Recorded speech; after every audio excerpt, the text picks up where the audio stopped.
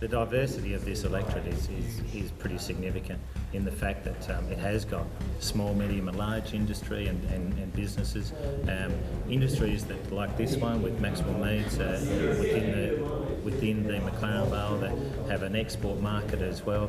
Kingston is held by the Liberal Party. Its sitting member Kim Richardson was elected in 2004 and he's proud of his first term in Parliament. South Australia was only meant to get one technical college. I lobbied very hard to ensure that the younger people in the southern suburbs were able to achieve that, and that was one we sort of take our hat off to, and will ensure that young apprentices in the southern area will go forward into jobs. More broadly, Labor's candidate, Amanda Rishworth, says the voters of Kingston feel they're being left behind by the coalition government's policies. For example, the GP workforce shortage in Kingston is significant. Within some areas of the electorate, only 1 per 5,500 people in terms of GP ratios. The other issues, I guess, include things like skill shortages. A lot of people are concerned about skill shortages. And also another issue they bring up quite regularly is broadband black spots. And she says her Labor leader is well liked in the suburbs of Adelaide. I think a lot of people are interested in what Kevin Rudd has to say. They're certainly listening to him. And I think they're sort of telling me that they feel he's a strong leader and will be off to take the country into the future. From McLaren Vale to these more working class southern suburbs of Adelaide, Kingston is a diverse seat.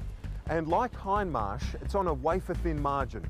Just 119 votes separating the two major parties at the last election.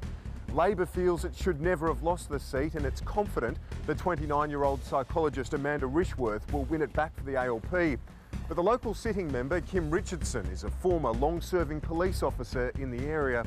He's been in the odd tough spot before, and he's not going to give up the seat without a fight. I certainly don't take it for granted.